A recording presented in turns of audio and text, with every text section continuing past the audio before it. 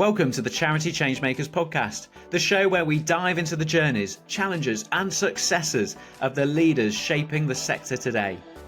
Each episode I'll be sitting down with the senior charity leaders to hear their stories, uncover their insights and explore what it really takes to drive change today. And if you enjoy the podcast, I'd really appreciate it if you could subscribe, like and share to help us reach as many people as possible and showcase the incredible charities that are coming on the show. So whether you're a charity professional, a trustee, thinking about joining the sector or making that next step in your career, or just passionate about making an impact, then this podcast is for you. Let's get started.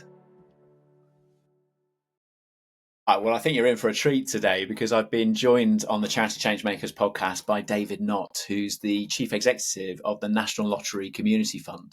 And we spent a bit of time talking about his career journey from what was a huge amount of his career working within government, supporting within the Prime Minister's office and a whole range of different roles, which gave him a huge amount of exposure to the charity sector and the work and delivery of service across the whole of the United Kingdom. That then led into this transition into leading the National Lottery Community Fund, the biggest funder in the UK.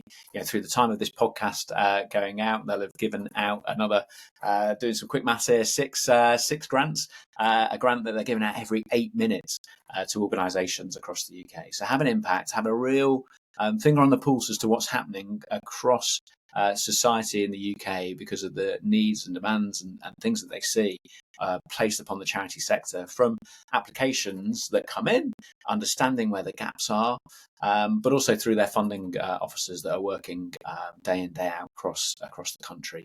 We spend quite a bit of this conversation talking about the fund, about how it can support your organisation, how it can support you in the roles that you're doing, and how it goes about funding a variety of different areas, where its priorities are, where its strategic priorities are over the coming years. As well, some really interesting insights on the use of artificial intelligence and how AI can support and enhance your applications through to the fund. Look, we could have spoken for hours. I really had so many questions that we could have kept on going with, but we've kept this tight to a 45-minute podcast for you. I hope you really enjoy the show, but that's enough from me. Let's get on and meet our changemaker. David, thank you so much for coming and joining us on the Charity Changemakers podcast. It's great to have you here. Hi, Adam. Delighted to be here with you. Yeah, brilliant. And like I probably say this most weeks, I can never do justice to someone's introduction. So why don't you just take a minute or so just to tell us a little bit, who you are, what you do. I'm the Chief Executive of the National Lottery Community Fund, and really, wow, what a privilege it is to be running the UK's largest grant maker, largest funder. We distribute hundreds of millions of pounds thanks to national lottery players every year, grants day in, day out to communities who come to us with their ideas. Actually, we do one every 7 or 8 minutes. So probably by the time we've finished recording this, Adam, we'll have funded another dozen or so wonderful ideas in the communities in the UK. And look, I came to this role after a career in public service. I'm really passionate about it starts with community. That's a core personal anchor for me and what brings me into this role in a wonderful organisation. Yeah. I love that stat that, as I was doing some research on the community fund and seeing and looking that, grant every 8 minutes. I mean, that's just phenomenal, phenomenal, isn't it? And like you say, by the time people have got to the end of this podcast, like you say, a whole more bunch of organisations that would have benefited from the fund. So we're really grateful for you coming on today and the opportunity to learn more about that career path and what that's looked like, and also learn more about obviously about the community fund and how organisations can tap into the resources and the work that's being done.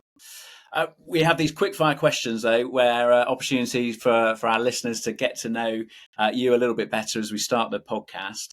So David, the first one for you today is, what are you listening to or reading at the moment? Great question. So over the summer I've been reading The Upswing by Robert Putnam, and it's a really fascinating book telling the history in the United States of civic infrastructure, social connection, and the real growth in the 19th century, then a decline from 1970. And that really sort of shows us the importance of investing in communities, in volunteering. So that's been fascinating to really think about what that means for us and our role here at the Community Fund.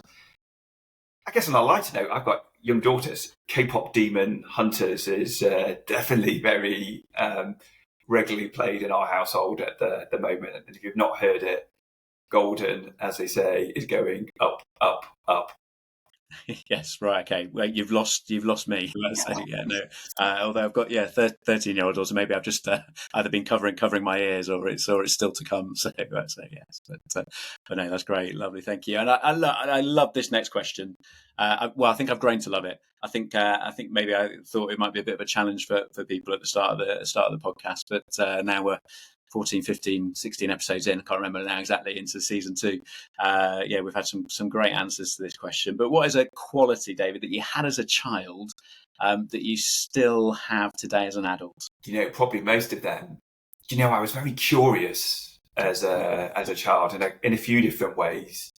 One, always trying to think of how do things work, how to connect things, how to solve them. And that later took me into economics and public policy. But I was also just curious in the sense of adventure. I always wanted to see what's on the next frontier around the corner, playing in woods, cycling, walking. And I tried to bring that adventurous spirit through everything I do. I was thinking what's around the corner, what's on the next frontier. So yeah, probably that curiosity stuck with me. Yeah, no, absolutely. And certainly a really important quality in any form of leadership role. And I think, we've seen that through many of the answers that we've had through this season, the importance of that curiosity, for leading charities and organisations. David, I don't know how often these come around for you, but if you manage to get a completely free day, how would you choose to spend it? Wow, maybe not quite often enough. So, if it's with family, I would be out swimming. We are lucky to live near a couple of wonderful lidos, so we would maybe in those, walking in the park, some nice food, perhaps theatre in the evening or something. If it's just me, my adventurous spirit takes me into very long distance walking, so I would probably be out. My daughters definitely would want to be with me on some of those long distance walks. I would probably out trying to tackle one of those, always pushing onto the next cliff top or so. So one of those two things. Yeah, perfect. No, that's great, lovely. Well, thank you for sharing with us. It's great, obviously, for us to get the opportunity to get to know you a little bit better as we start this conversation. And we're always interested in asking that question. It always feels like a really big one. And I guess you've got a really interesting career journey. Normally start off by asking that question, well, how did you get into the charity sector? Where did that start? How did it begin? So share us a little bit with us about that journey, because you've shared about public service, public sector work. Yeah, so my first career really was in public service, and that was such a strong anchor to me. I mean, my economics studies made me want to think, how do things work? How can we solve them, improve them for the lives of the public? I had this very strong public service ethos, a family history of lighthouse keeping and other forms of public service. So that took me into government, and I worked in the Prime Minister's office. That was one of my first roles, working on areas like youth policy, education, health. This was when Tony Blair was Prime Minister, and I had a really great few years working across a number of different topics. And then I started working internationally, first for DFID, and then doing work in Asia, Latin America, Middle East, often trying to help governments work on challenges that they're facing. And I just learned so much about different cultures, different ways of thinking, different approaches.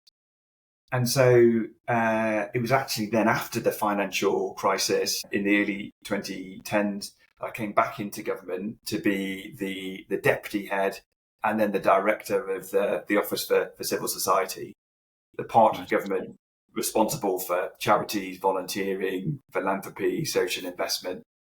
And that was really the start of my time working in this wonderful area of charities, community, civil society. Yeah. And I imagine just, like you say, the exposure that you get to, I guess, the range of organisations that are delivering services across the country, and the support, I guess, that they're in need of. And I guess coming back to, like you say, very community driven in your in ethos and approach. So talk to me about that time then in that role, and what. Blimey, I hate to imagine. I imagine that no 2 days ever look the same. But give me a bit of a sense of the role. Yeah, definitely things move fast in government, and really, I suppose there were three big leadership challenges over that period.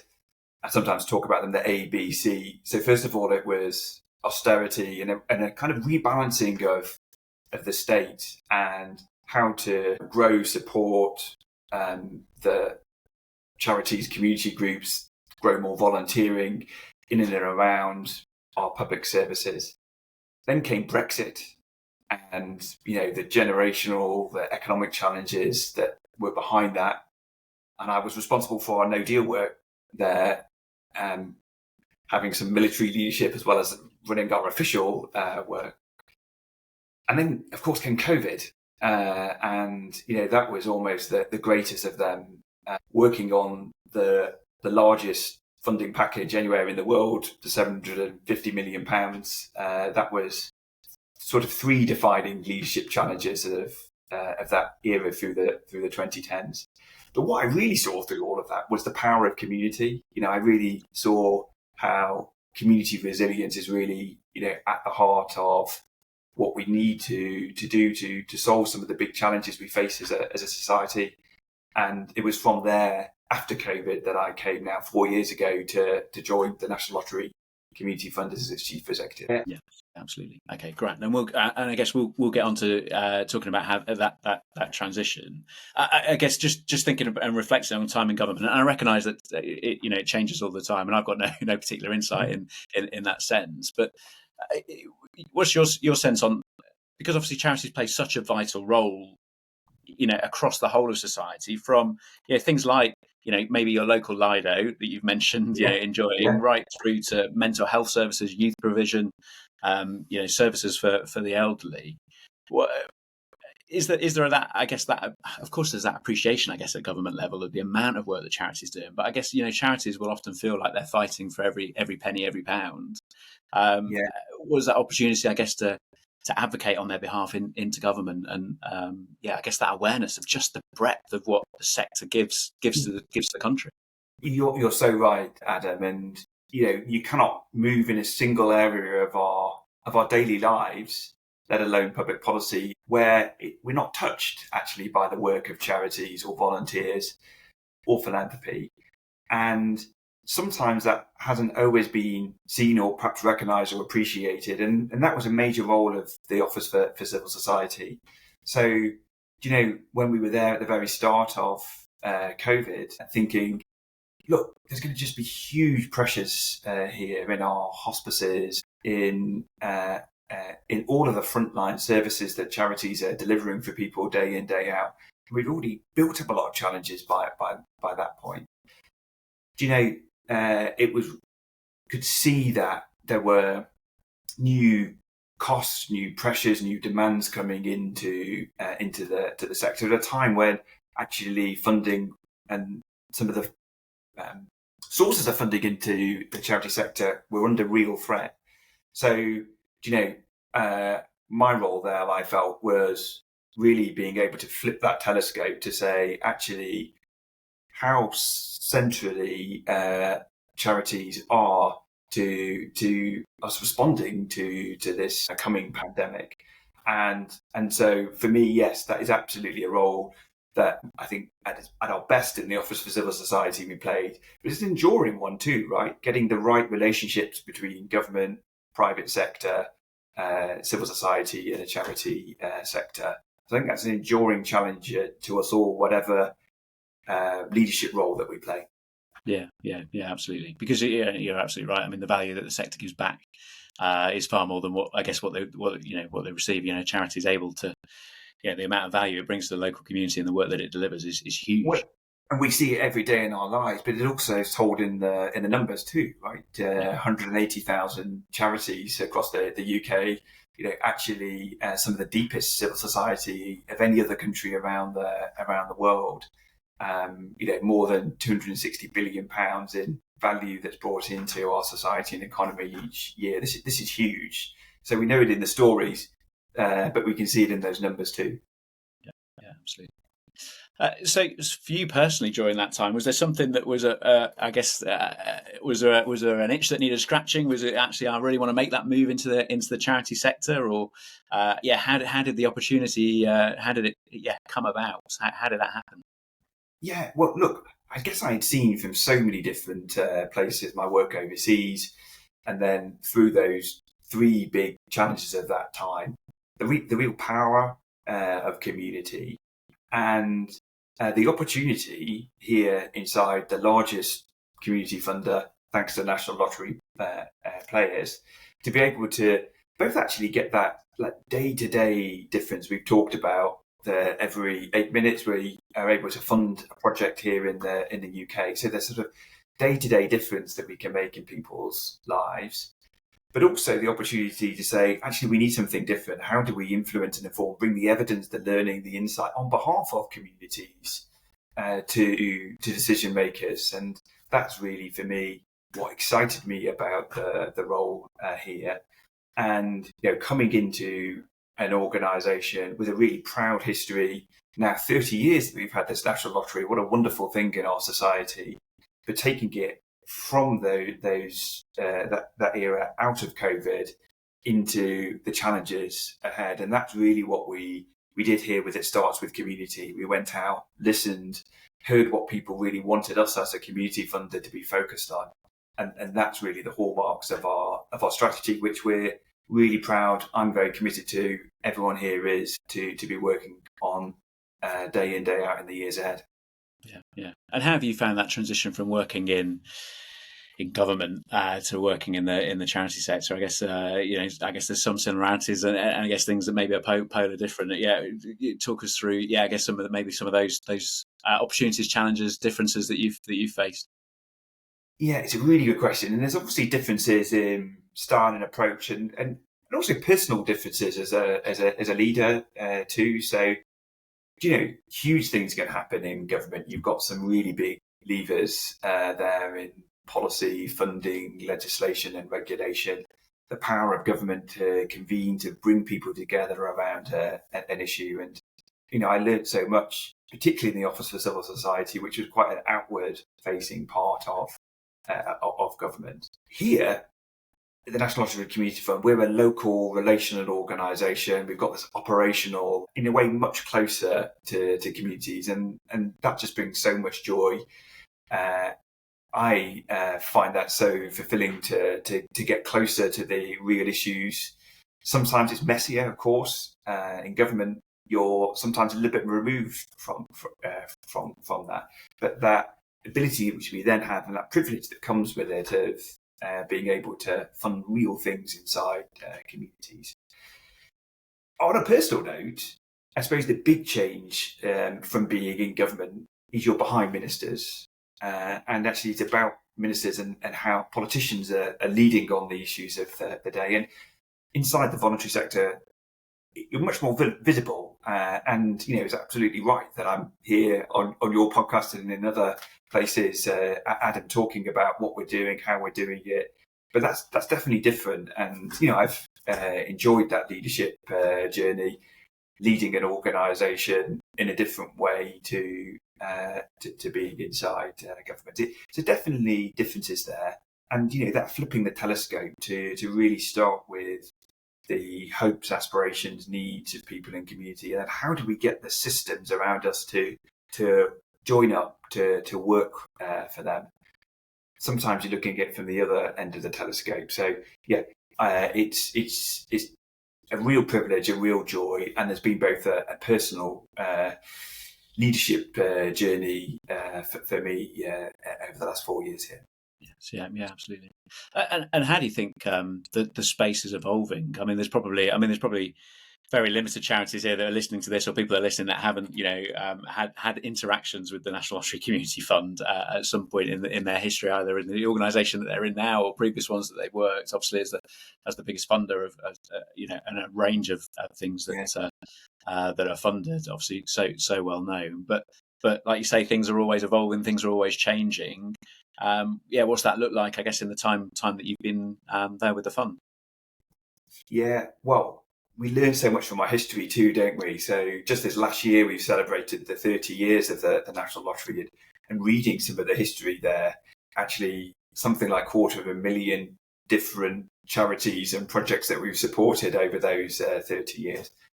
So never that far away from something which we've been fortunate to be able to back, to support, thanks to the National Lottery. But you're absolutely right. That's constantly changing, and really the hallmarks of our strategy say three things. So, first of all, recognizing, we get it, the huge needs inside communities. So we made a big change to our flagship product, our Rewards for All, double the amount of time charities can hold one of those for, the amount of funding from £10,000 to £20,000, and that speaks to that real challenge that communities and charities are facing. The second one, though, really is we heard, speaking and hearing from people, that they wanted to see us focus on some really long-term challenges of our time. So, we're really behind big programs on opportunity for young people, on environment, climate change, on healthier lives, and bringing communities together. So that was the sort of second thing for us now and for the future. And then thirdly, just working in a different way. The issues of our time really require different forms of collaboration, a real focus on bringing voices that aren't always heard to the fore, bringing the lived, the practitioners' experience, the learned experience that people have into our grant making. Thinking about different ways of collaboration across sectors. That's the third real element of it. Starts with community for us. So it's ever changing, and our strategy is trying to balance both the urgency and needs we see day in, day out, and they're real, with also getting ready for the big challenges now and in the future. Yeah, absolutely. And I guess you've got that data, you've got that history with the community fund. I mean, actually, you talked about the ABC, didn't you? Austerity, Brexit, COVID. I guess we can now talk about what cost of living crisis. There's charities continue to be hit by global things that come in and affect, and there's a resilience that's there within that sector. I guess we're hearing more of organisations and charities that are fighting it really hard for every pound, every penny.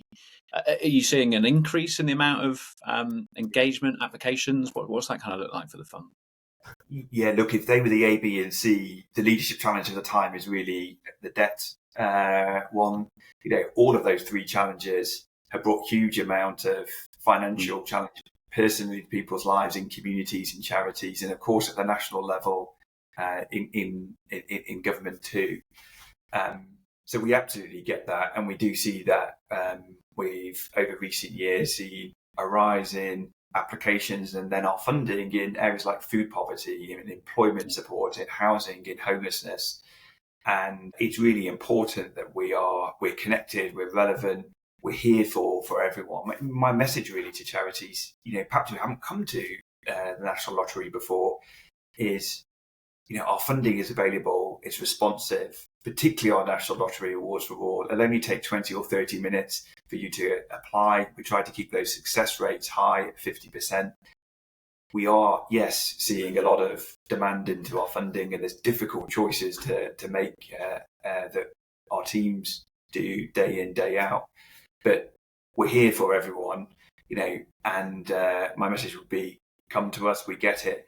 The other side of this is we've had to be really flexible. You talked there about cost of living, and that's with us, but particularly when those shocks first arrived, we had to be really flexible as a grant maker. We allowed up to 20% variation in our grants, recognising the sort of energy costs, the other pressures that charities were facing.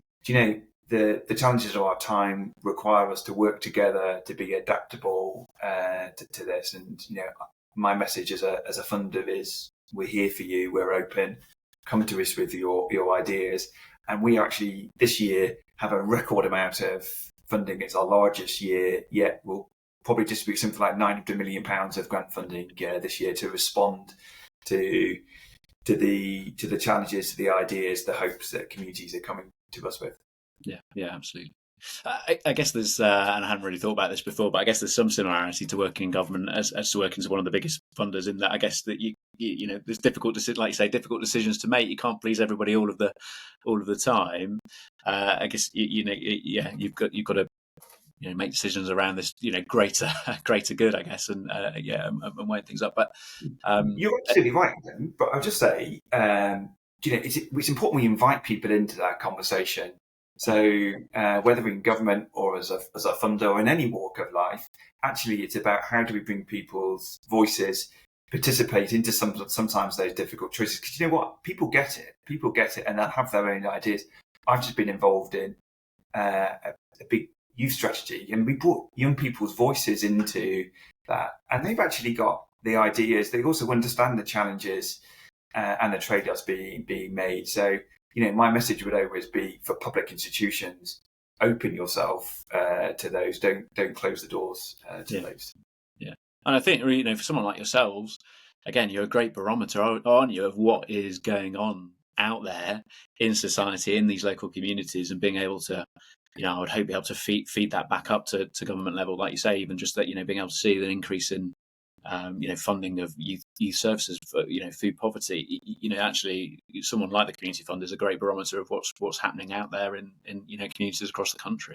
Yeah, and I sometimes think we've got a sort of early warning indicator through the applications or the funding that we're making, and I think it's actually our responsibility to be on behalf of communities, having a voice and influencing, whether that's government or other parts in our national life. Mostly we distribute National Lottery funding, but we are also responsible for dormant assets, and we deliver programs with governments or other partners, sometimes businesses. And sometimes actually it's been bringing our voice into government that's then helped release government funding, and then we've been able to help distribute that and get that out quickly. So during the cost of living crisis, good example, we were saying to government, do you know what, this is what we're seeing, those huge rises in food poverty, in homelessness and housing support.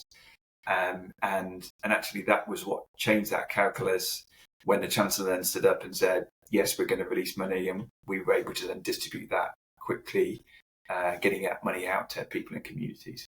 Yeah, absolutely. And like I say, that's when all these wheels turning in the right direction together, the cogs come together is really important, isn't it? And you talk about being open to conversations, people coming out, trying to simplify processes. Talk to me a little bit about what that's looked like, what that means for organisations, charities that you're supporting now, and the ways in which they can engage with the community fund. I mean, look, the first thing as an organisation is that you want to be well known and understood, and that's what we're really trying to do with the Starter community. We're here for everyone. We're open, and for us to be known as a funder in the areas that we're really focused on, like environment. Before our strategy, people didn't really always know us as a funder of their environment. That's actually a major focus for us. It's 15% of our funding. We're opening ourselves out in new ways, like in our dedicated awards for all on environment. So I think that's really the first thing is, how well you're known outside. And for us, it's so important. We're here, we're visible, we're connected to communities, we're local, relational, we have teams based in every community of the UK. I think the second bit is, for all institutions, and particularly public institutions, is to make things as easy, as streamlined, as accessible as possible. And, of course, the business world is often in the most fast and dynamic way to respond to these pressures, but we too need to do that. And so, for example, in artificial intelligence, we took the confident step of saying, actually, we want charities to use this. It may help you. Yes, keep a human in the loop, keep your own spirit, identity, what you're about, actually at the heart of what you're telling us you want to see us back and fund. but absolutely use that. So we're always trying to make our funding more widely known, more streamlined, more accessible to that. And, I go back to that awards for all. We try to keep that 50% success rate, but try to make a decision in 3 to 4 weeks, not sitting here for months and months, because we get the issues, we get the fast-paced nature of work in community. So for me, that's just a really important element for us to keep innovating, keep making our funding more and more open and more widely available, and particularly to sometimes to communities that haven't seen the National Lottery Community Fund as something for them, and we'll be redoubling our efforts, focusing on equity, focusing on communities, meeting them where they are to make sure our funding's open and available to them, and they're coming in their own terms and their own ways to apply for our funding. Yeah, absolutely. And I think probably people will be really interested in that use of AI, and I guess that good use of AI. So, from a recruiter's point of view, obviously I look at hundreds of CVs and supporting statements in a week, and I can probably, I reckon, pick out quite a lot of the time, those that have used AI quite extensively and not given, I guess, a personal edge or tailored it to the particular role, or generic formatting that looks very similar. Is that similar in the world of funders when things come through? Yeah, quite. And I think perhaps much like recruiting, it's sometimes easier to spot the ones that haven't been co-written by AI now than those that have been. We stepped back, we reflected on this, and we put out 10 principles on AI and said, look, it's so important you keep the human in the loop, really focus on transparency, accessibility, and keeping your personal identity in there, and that's at the heart of it. But look, it can also help you, right? For people perhaps whose English isn't their first language, it can help people who, is particularly actually in drafting and articulating what your project may be about. So we absolutely are open to applicants using AI to improve how they write and support their project. There's also going to be different ways in the future. We want to see people actually come to us with videos describing their work rather than long forms. Keep things short, keep things easy, not lengthy applications, not significant criteria for that. So the world's constantly changing here. And then we've also just been thinking, actually there's a bigger question on AI here. We focus a lot now about our own processes and systems, but, we're really thinking how we can support the sector on making sure that AI works for people and community. So I suppose that's the other side of this coin, the openness, yes, to AI, but also making sure we're thinking about how we design and use this that works for people and communities for the long term. Yeah, absolutely. And I guess there's is there that sense of, I guess, shared learning? I mean, you might learn of a project, I don't know, in Devon, and you're like, well, actually, there's some learning here for this project that we're trying to work with in Newcastle. I mean, I guess there's that. Is the community fund sort of working in that sort of, with the insights that it's getting and being able to, and we're local and relational, so we have funding officers in every part of the country. And then we're organised across England, Wales, Scotland, Northern Ireland. There's a huge amount that we can learn. I think actually organisations don't always learn enough about what's happening in Northern Ireland or Scotland or Wales or England and its different regions. And I suppose there's a real changing of the shape of geography in the UK now and in the years ahead. But actually, we join up. We seek to connect too as well, and actually bring organisations that might be working on common issues or challenges so that they're able to understand and support each other. And we're thinking about that also for the future. What are some of those other ways which we can help that? Some of the connections between leaders, for example. It can often be a lonely job in a charity, in your own area. How do we connect, support, train, develop the next generation of leaders so they can connect across different areas or different parts of the country? So, I absolutely see that as an important role that we can play here. And that's a bit about being more than just a funder. Yes, we're backing individual projects, but it's really this whole system that we're trying to grow and support. And that takes you into some different places than just the individual projects that, yes, we're lucky to be able to back. Yeah, absolutely. And if there's charities or individuals that are listening to this and are like, I want to tap into this and these opportunities, is going by their local funding officer the best route? I mean, obviously we'll put links to the website in the show notes here, but is that sort of the route in? Yeah, there's always somebody locally to come and talk to if you're unsure. Sometimes I've seen it's actually working with a local funding officer that maybe the first or second time hasn't been successful, and then the third time it really has. And I've heard lots of great stories when I go out around the country like that. Do take a look at our website, though. All of our funding opportunities are available. As I say, they're streamlined. Particularly our Rewards for All is the fastest most responsive of all of our funding programs. But yeah, there's a local officer everywhere to come and talk to. We run surgeries too as well around in each local area.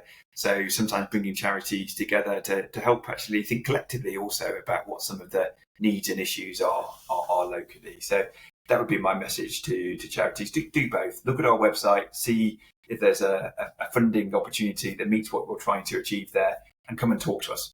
Yes, yeah, great. No, that's been really helpful, David, in that sense. And I realise we've not spent a lot of time talking about you. You made a really interesting reflection, David, about it can be quite lonely sometimes leading at the top of a charity, as you're referring to, obviously organisations that you support.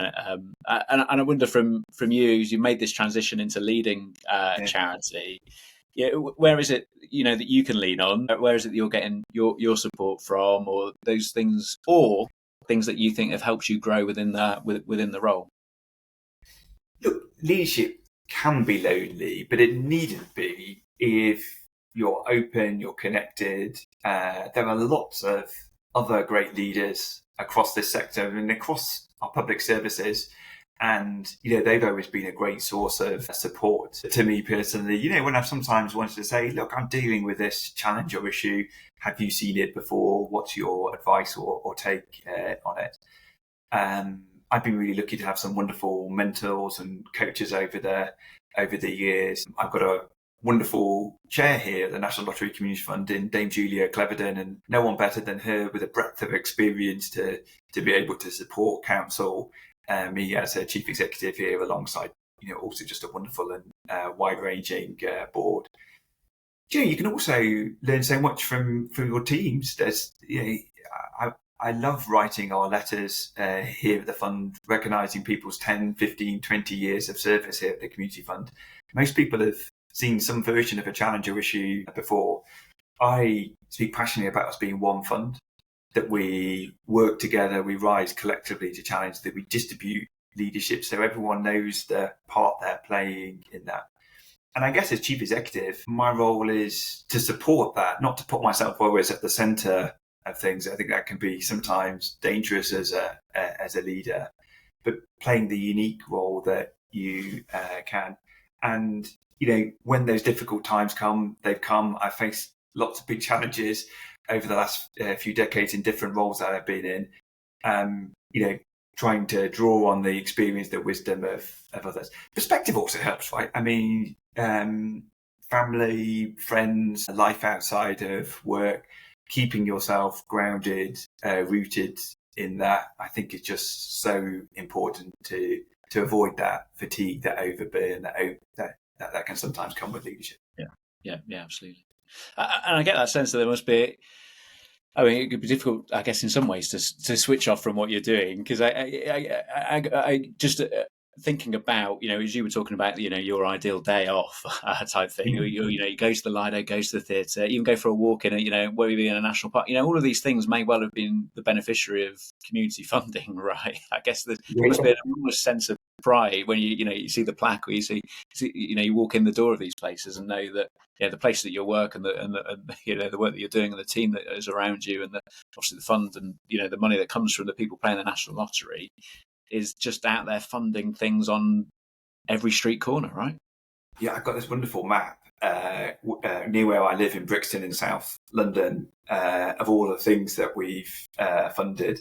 And literally you can't go more than 50 or 100 metres. And the map is dotted full of things, whether it's my local park, community centre, some of our housing work locally, some major investment in early years. And my children have been beneficiaries of these as well as I have.